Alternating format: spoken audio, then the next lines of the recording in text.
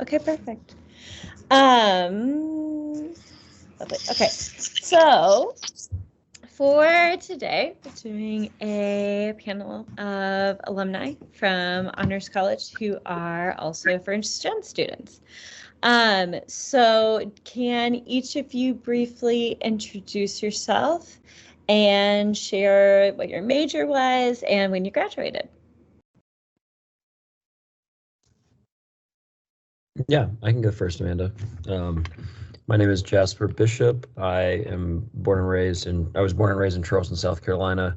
And I went to USC, and where I majored in exercise science and then also had a minor in Spanish.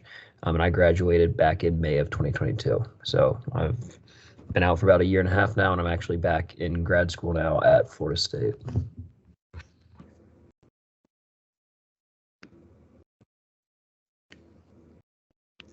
We'll say Alaina. We'll just go that way. Yeah, all right.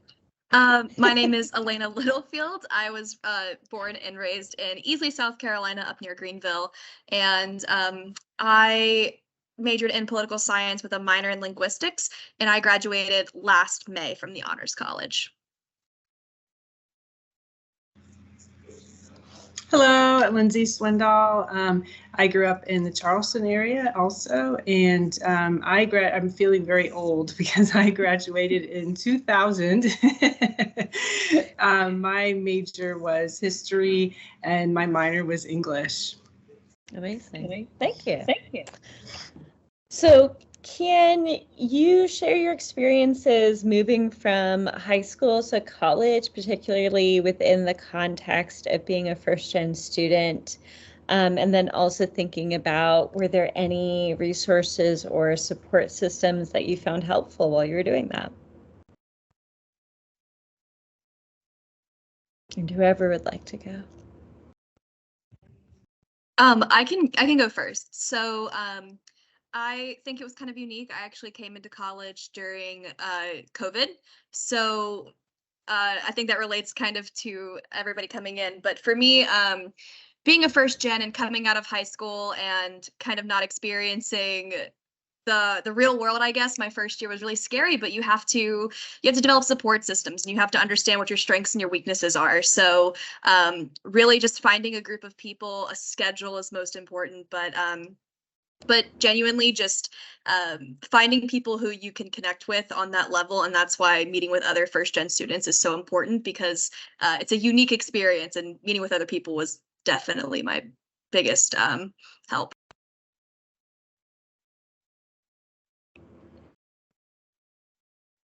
Oh, sorry, you're muted. Okay. Especially as it applied to my honors courses. Getting to USC was really the first time I ever had to actually study and find those good study habits that would set me up for success. And honestly, too, just navigating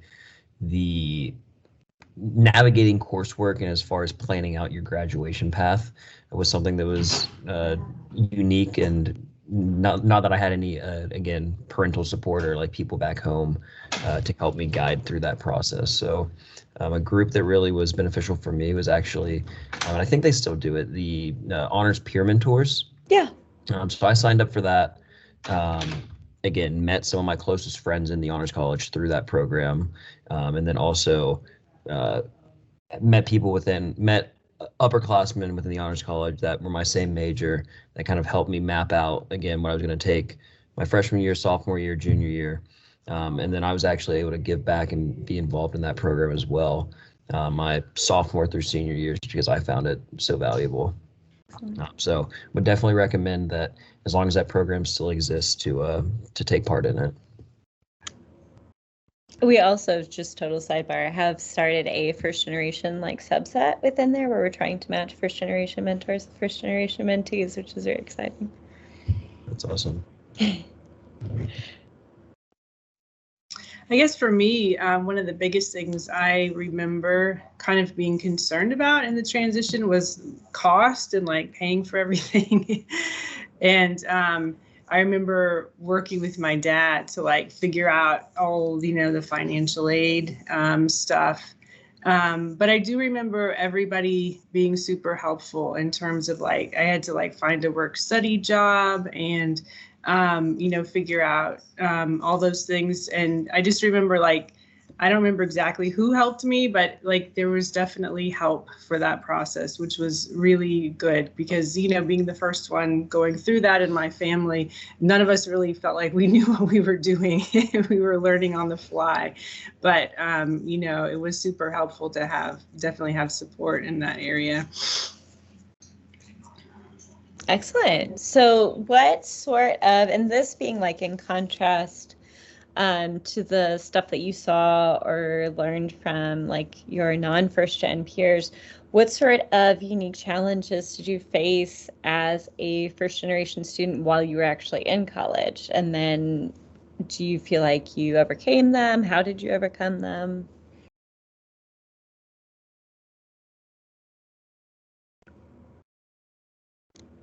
So I feel like for me, what was the biggest challenge was I didn't really know what an internship was or like things that you're supposed to do in terms of your professional development. I felt like the school part kind of came easy. I understood that I needed to study and do well. Everything else was a giant question mark. So yeah, I had to really meet with the career services that they have, and I had to just constantly be on job boards, and I didn't know that might not have been the most effective way to do things, but I had to ask my friends who either had internships or had experiences with it how to find those. And then also I'll touch on this a bit later, but I joined the Washington semester program because they pair you with internships and they really help you get places. So just learning how to have a job that's not just like I waitress, and so finding things that aren't that, and also being able to survive off of paid internships and balancing that. So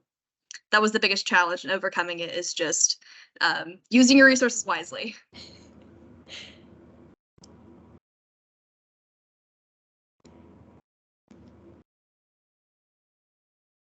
Yeah, building. Wait, can y'all hear me okay? Yeah, I'm cutting it out. Okay. Building off of that, I would say kind of identifying places to create my own social capital or social network. Because again, that wasn't, for me personally, it wasn't I had the family friends back home that I could go home and intern with over the summer. It was really up to me to, again, find those opportunities or do those, like be involved and do those things outside of the classroom that are so important, and honestly, in my opinion, where a lot of the value comes from getting a degree and doing the 4-year traditional college experience comes from. So again, like Alaina said, getting those opportunities that you don't necessarily get just from going to class and going home and getting good grades, but those experiences that are going to build your social network and set you up for success just from who you know, because I think that's something that a lot of first-year students probably come in with a disadvantage from, based on their peers whose parents may be alumni of that university or just have that higher education network that a first-year student may not necessarily have.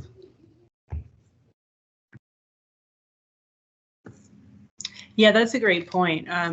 Building on that, I mean, because I was a history major, and so, the question always was like, what are you going to do with that? And I knew I didn't really want to teach secondary school, and I had this idea that I might be interested in grad school, but I didn't have any idea what that meant or what that would look like. I'm a professor now, so I went on and I got my master's and my PhD. But when I was in South Carolina, I remember the biggest thing that was helpful was just talking with my professors and like forming relationships with them, and just, being like, what do you do to, go forward in, this field of study? What does that look like? And I remember always people were super helpful, and I say that to my students now, like, talk to your professors, form those relationships, because That's how you figure out a lot of things in terms of what you want to do. And for me, that ended up being, the path that I took. I mean, I'll tell you the truth. I had no idea when I finished my degree what I was really going to do. I didn't have a job lined up. I didn't have a grad school lined up yet. So I'm here to tell you that it's okay if you don't know exactly what you want to do. It can work out. It will work out.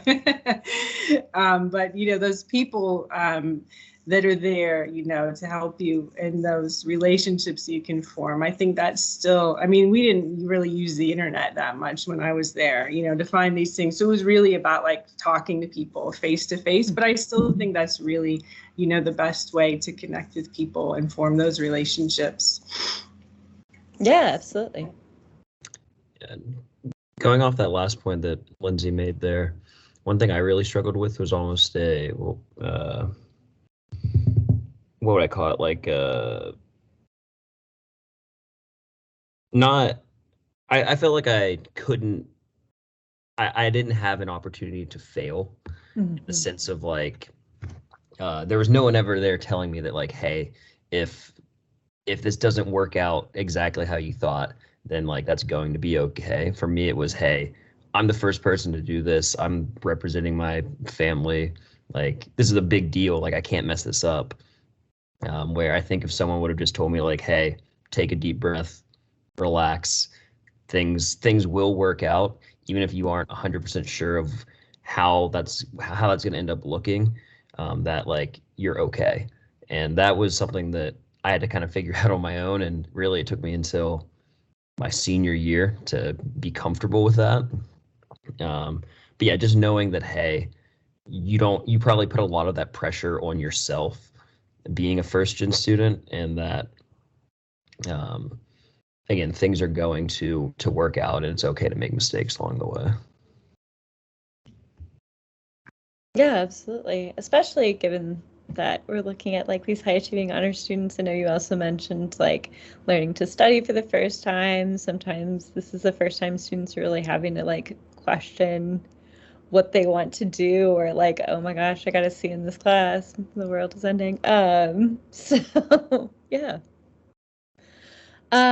Perfect. So were there specific resources or initiatives at USC or in the Honors College that help specifically with career development? Because I know we've mentioned developing some of those career things like internships and things like that.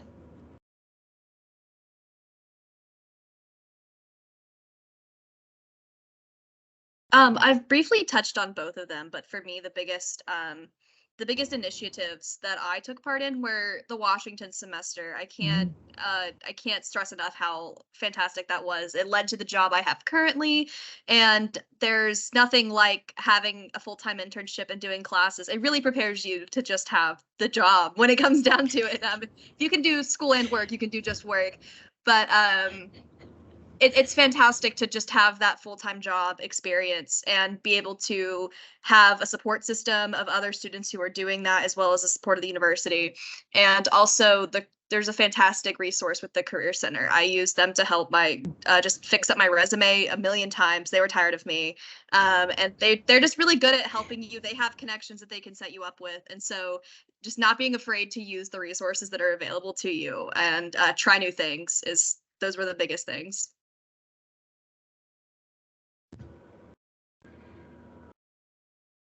It's maybe not 100% career oriented, but for me, go to your honors advisor first.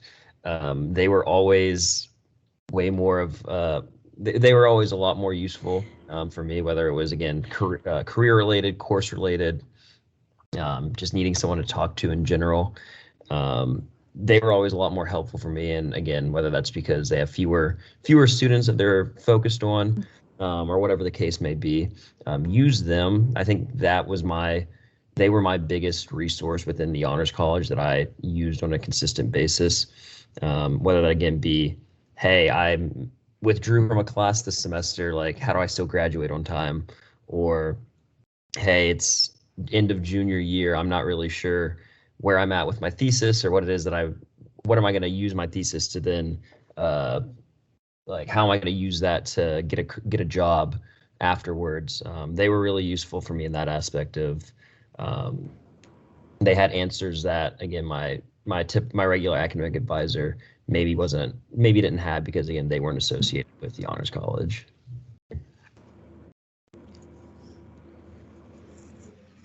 Yeah, for me, I'm kind of like Alaina. It was going away that was really helpful. I don't know if they still have it, but there used to be an exchange program in the history department with the University of Warwick in England.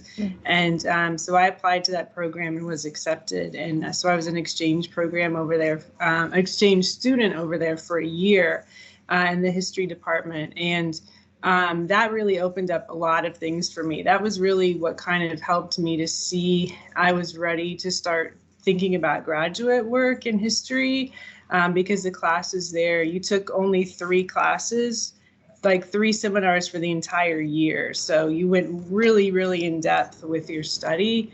And I ended up meeting someone over there who was from Southern Africa and spending a long break in Africa. And I was also studying African history at the time. And so I did research down there and wrote some, pretty lengthy papers, having done like foreign research abroad. And so that really helped me see I really I can do this, maybe this is something I could consider doing as a career. So that was really amazing for me. And also just in terms of the independence of that, being away and again, because that was pre smartphone, we were really away, we couldn't I talked to home maybe a handful of times the whole year. You really had to figure things out for yourself.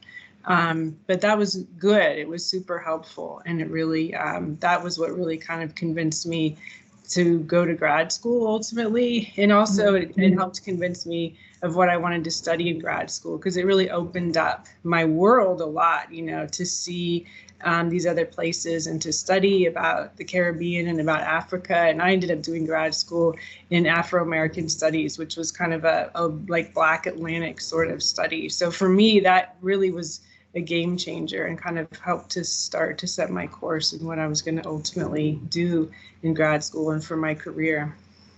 Very cool. That's lovely.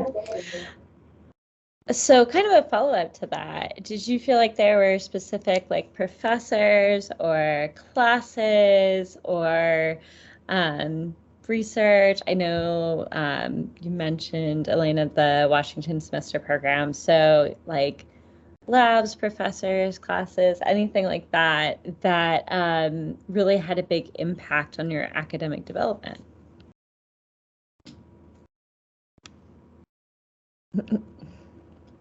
So I was a poli-sci major, and I had absolutely no interest in English. That was not my thing. However, I went on a limb and I took a class with Dr. Gulick, and it was looking at the decolonization of Haiti through literature. And it was an absolutely life-changing class. She is a fantastic professor, and her philosophy on grading was you have to earn your grade no matter what. So she doesn't give you a grade on an assignment. She says at the end of the year that you give me an A effort. And as somebody who didn't really have to work hard to get an A sometimes, I feel like a lot of honors kids are used to, it was really hard, because I was for the first time, I didn't feel like I had to check boxes on a rubric, but I actually had to make work that I was proud of and work that I put effort in. I couldn't actually just fly by on an essay like I'm used to. And while it was really hard to get used to at first, I learned so much in that class. She pushes you beyond your academic limit, but in a good way that makes you grow. So if I know that she is still teaching, so if you have the chance to take a class with her, it is by far the best learning experience you'll ever had, and also you'll learn a lot about yourself and some topics you've never been taught before. This applies more to incoming first-gen students, but I would highly recommend that anyone, whether you're first-gen or not, enroll in University 101. For me, it was required for my major, but even if it wasn't, looking back, I would have taken it again. Again, especially when you're in that first semester, and Most of your intro level classes, even if they're honor sections, are going to be 40, 50 people at minimum, or you've got some, if it's not an honor section, that's 100, 200 people. Having a 15-person section for me I made some of my closest friends freshman year through that class and stuck with those relationships to this day. It also just got me acclimated to resources on campus that I would have never known about or sought out myself if it wasn't for the fact that I took U101 and was introduced to them through there. I mean, that's how I ended up actually working for the Success Center. I didn't know that Success Center existed until we went over it in one of the units for U101. So I would highly recommend that. I think it really assisted me with the transition from high school to college, particularly coming from a smaller high school where my graduating class was 160 people. And then even within the honors college, your class of people coming in is, I don't know the exact numbers, but upwards of 500, I would assume. So that was really useful for me my first semester, and I'd highly recommend anybody, if you can fit it into your schedule, definitely take it.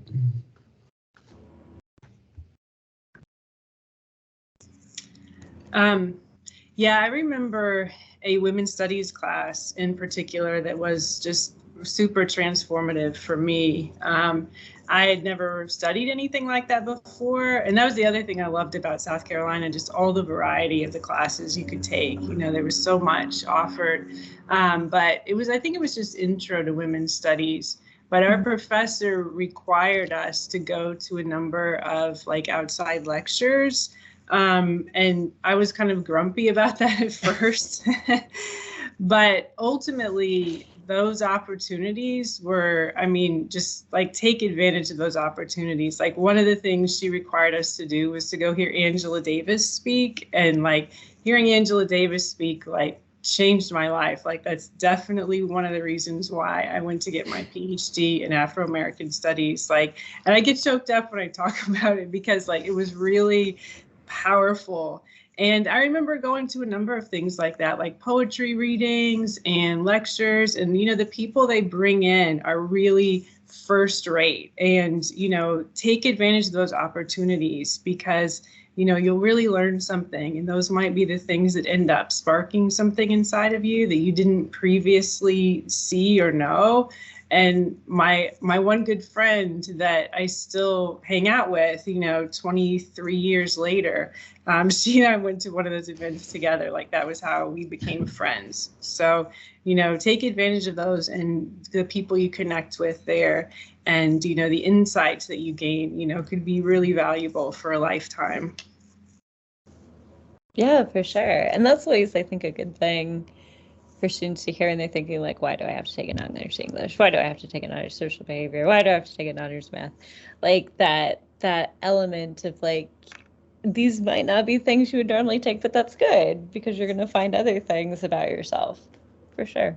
Excellent. So Alaina, you talked about this a little bit, but did you have any outside responsibilities beyond just academics that you had to balance while you were in school? And then how did you manage those sorts of things? Yeah, so I was very busy throughout all of undergrad. I had to have a job to pay like the rent and all that. So you had that responsibility. Classes. My family was 2 hours away, but I still had a lot of things to do at my time. Like my grandma was really sick, and like I just had to go home a lot. So it became a thing where you just have to be really scheduled. And I know that it's sometimes it's hard, and you have the temptation to kind of lay in bed, or if you don't have classes on a Friday, you know, your temptation is to just lay there and enjoy your time off. But sometimes you have to be really good at prioritization. And the biggest thing is to just try your best to find a schedule that works for you. I know that I'm a morning person, so I would make myself get up, and I would always treat myself. I'd say, okay, well, if I can make it to Tea Coop by 8 a.m., I can buy myself some Starbucks or whatever I had to do. But a schedule is the biggest thing. You have to know, if I know an essay takes me 3 hours to write, then I need to schedule 3 hours to write it and to do everything. And then also just understanding your limits. I taught color guard at a local high school. And sometimes I just had to say, you know what, practice is canceled today because I have to work. Or I would even say, listen, practice isn't canceled, but we're all going to come and we're going to do our schoolwork instead of this today. So we would put down the desks and say, all right, I'm here to help you. You're here to help me. And you just have to be able to make time. And I know that that doesn't apply to every job in the world, but if you have the ability to get creative, you can get creative and get your stuff done.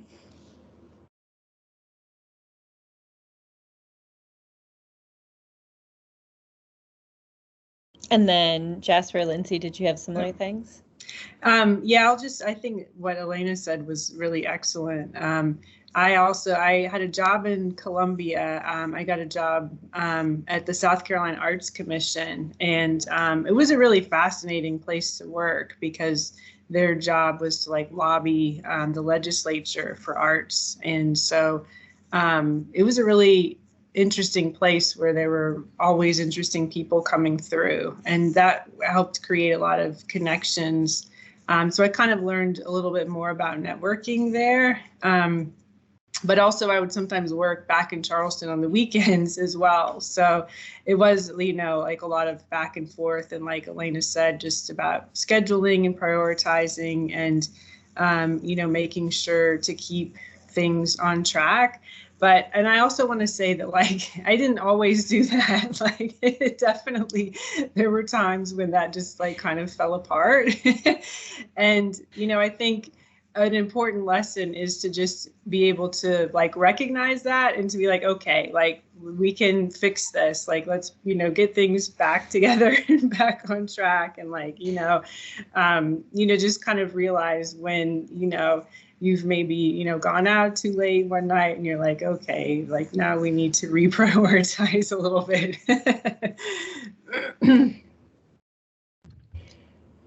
Yeah, for me, and I'm sure this applies to a lot of honor students, especially again, first gen, going back to what I was speaking on earlier, that like achiever's curse.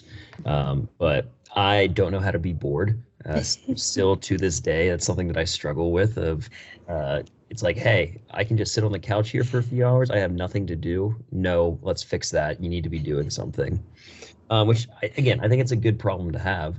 But at the same time, that definitely led to, on numerous occasions throughout undergrad, having points where I would crash and burn and then sit there and realize and think to myself, well, why did that happen? And then, well, it's because you're trying to do 5 things at once. I had someone my sophomore year when I was in the midst of one of these, I guess, mini panic attacks, or when things were starting to spiral. They sat down and had told me, look, you want to join all these organizations on campus, you want to hold XYZ leadership position, that's great, but you have to look at yourself and say, what value is this adding to my experience that I'm not getting already? If you're doing it just to have it be a line on the resume, it's probably not worth doing. And that for me was very insightful at the time, because again, we're always told like, oh, you got to do this to pad the resume, or like this will look good for people, or this and that. But the way this mentor of mine said it to me was like, that's great and all, but then if someone asks you about it in an interview, or asks you to talk about that experience, and all you can say is, well, I showed up to the minimum amount of meetings to be in the club, or I got my points for the semester, and that's really all the value you got from it, then you're really not getting anything noteworthy from it. So for me, it was more about, okay, let me focus my attention on this handful of tasks in front of me rather than trying to do it all, and not be great at any one aspect. No, I think that's huge too. Like all of you talking about different elements of this, but like not knowing what you want to do with your major, or burning yourselves out doing like too much too fast, or going out maybe when you should have been staying in or stuff. And like I think it can be so helpful for students to see that and be like, but these people have jobs and they survived and they figured it out. Yeah, definitely. Were there any things that happened while you were in college, like any transformative moments or experiences that shaped your perspective on like your own education or your own life? Or were there any mindset shifts that you saw happen during your college experience that you found helpful?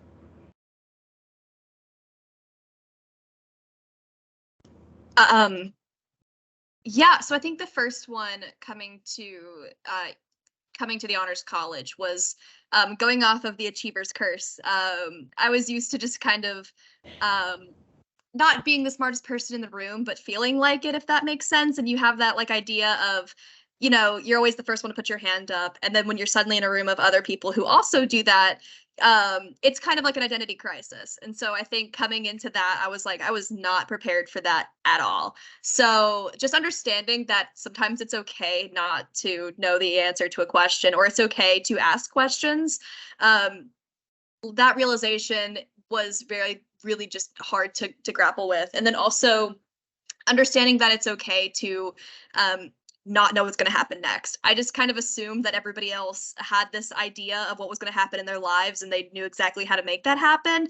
And during one of my internships, I sat down with the VP of the company and I was like, yeah, so what's your path?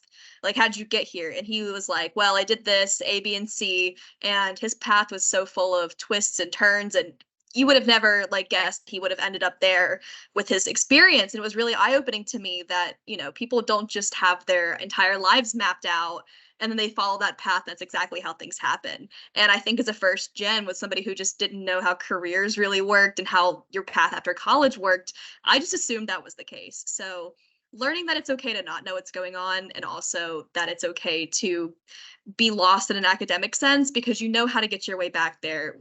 Those were the two biggest mindset shifts that I think have set me up for a little bit of success in the long run and a lot less like anxiety attacks.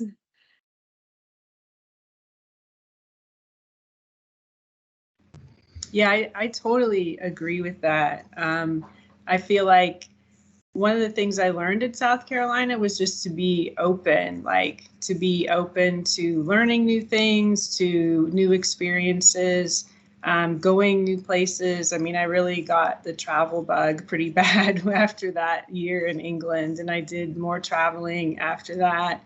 But yeah, I wasn't the kind of person coming into college that was definitely, like Alaina was saying, all about planning. And I thought everybody, you know, was like that. But that isn't really how life goes. Like, life unfolds and there's different stages and things ebb and flow. And, you know, sometimes you end up doing something you never imagined that is much better than what you could have planned, you know, and sometimes it goes the opposite way as well, you know. But I think like relaxing into that a little bit is super advice. And I'll say, again, I'm not always great at doing this myself, but it's definitely something that I learned while I was there, you know, to just kind of like relax some and let things take shape. And I guess I'll say I'm still learning that lesson, but it definitely is something that you see happening over time. And it's kind of cool, you know, also to see how things unfold and to see what happens.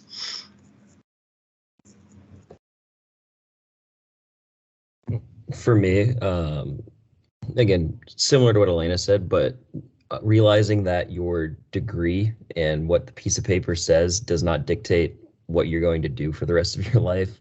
I mean, I'm in grad school right now for something completely different than my undergraduate degree is in, and that's okay. I think I had this kind of identity crisis senior year of, oh no, I think that I want to do something else with my life. Like, do I need to change my major now? And now be here for an extra 2 years, a year, whatever that looks like.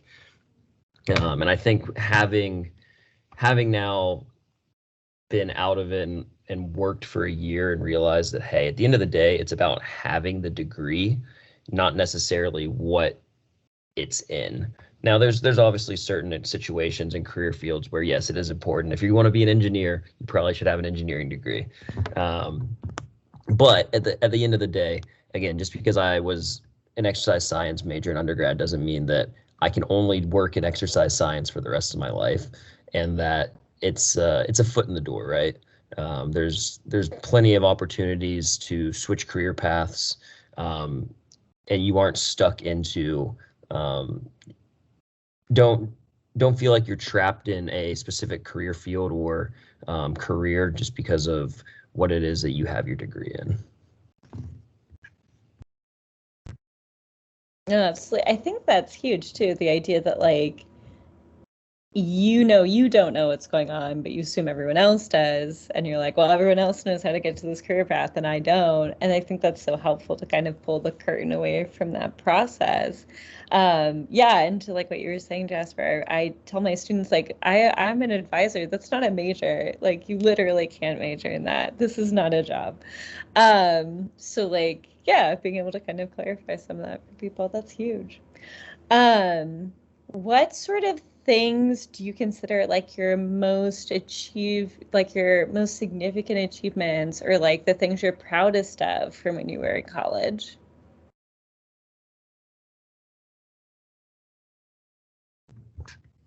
For me, it was never a class or a grade that I got that made me feel the most accomplished. For me, it was the organizations that I was involved in and kind of the legacy that's been left behind with them. And the fact that, again, I'm 2 years removed now from undergrad, and I can still see on social media, see when I've been back to campus that those organizations are exceeding. And again, having people again, when I was still a senior in leadership positions, coming up to me and saying like, hey, thank you for doing that. Like, this has actually been very helpful for me. What I'm getting at here is, for me, it's all about the relationships that you build. That network is going to stay with you. Those people that you meet, those memories that you make will live with you much longer than what you got in your Bio 101 class freshman year, or again, how you did on that midterm exam in anatomy as a sophomore. Like, those things I can't remember, but the people that the people that filled my cup, the people that I surrounded myself with, are what makes me feel accomplished and makes me feel like this was the right decision. Like, I'm glad that this is where I ended up for 4 years.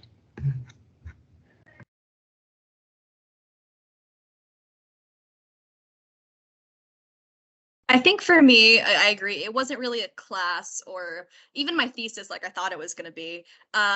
It ended up being that the fact that I did the thing. I graduated in 3 years too, so that added a little layer. It was one of those things where I was like, freshman year, I was like, I'm gonna do it, and I just kind of did all the things I needed to do it.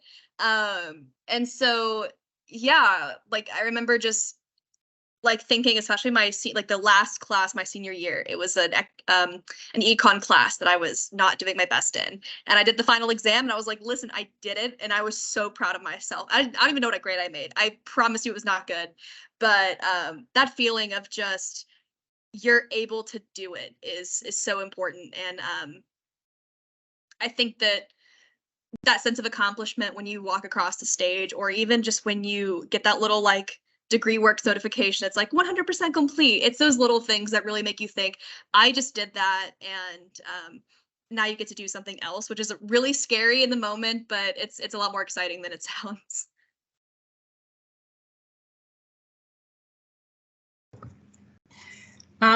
For me, I guess in retrospect, I mean, I've had a lot of time to reflect on this. I'm proud of myself for just like following my own instincts and kind of following my heart. I mean, I started out college thinking I was going to be pre-med, which I really did not like those classes. And then I was like, I love history, and that's what I want to spend my time thinking about. And I did that, and a lot of people were kind of like, oh, like, you're never going to get a job, and, you're never going to make any money. Well, I don't make a ton of money. That is true. But I did get a job.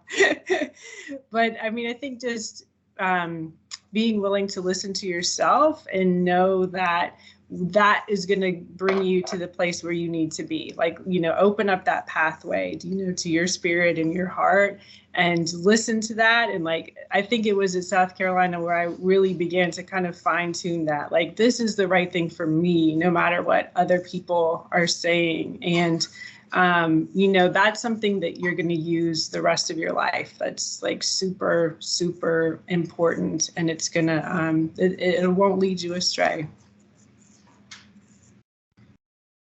No, that's fantastic. And then kind of our last thing before I'll turn it over to the students we have. What advice would you give to first-gen students in honors right now?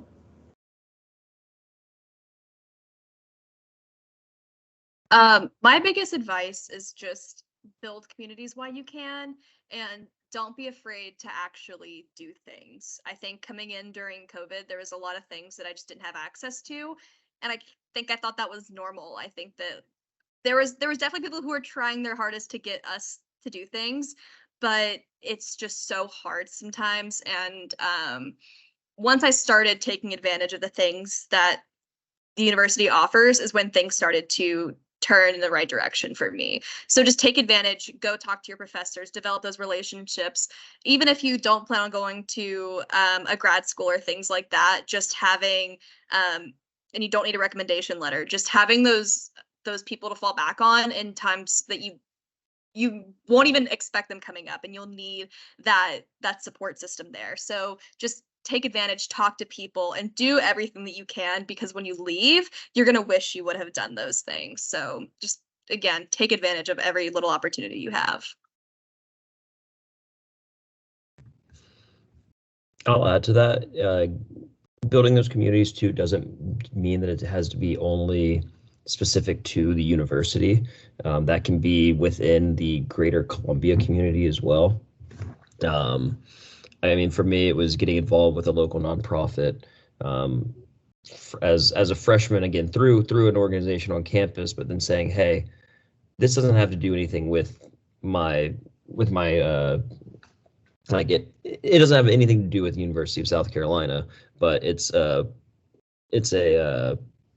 organization here in Columbia that like I'm passionate about. I'm passionate about their cause. I want to continue doing this. And that was really something that helped fill my cup. And it's something that, again, now that I'm here in a different city, I've found a branch of that organization to get involved with as well. So that's something that, again, it's followed me outside of USC and outside of Columbia. And I'm very glad that I got involved outside of just the university, because I think a lot of students think, oh, again, whether you think, oh, it's just a college town, or, oh, I'm only here for 4 years and then I'm gone. You can build connections and networks in Columbia that are still going to be there when you return, even though the people that you went to school with, or even the people you were involved with in that organization or in the community, aren't there anymore. I mean, that applies to like the restaurants that I worked in. I don't know anyone that works there anymore, but I'm still going to go back and eat there every time that I'm in town. So again, the community that you build isn't just through the university. It's again, the greater Columbia surrounding area as well.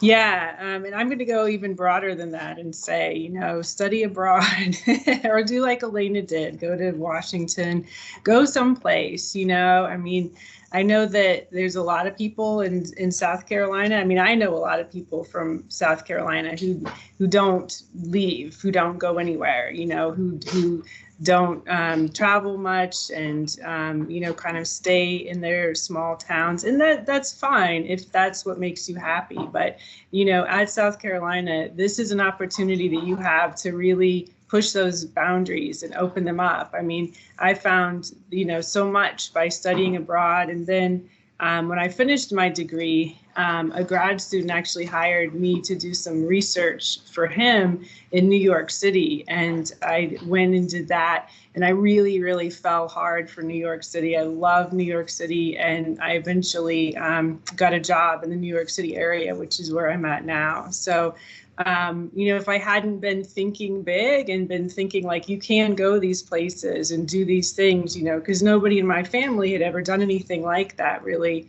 But know that you can, like, that's available to you. And don't think like, oh, I don't have enough time in my schedule to do this. Like, you can make the time, to do it. And really, you'll reap the benefits from it for sure. Excellent. I'm going to go ahead and stop the recording just so people can ask questions about it.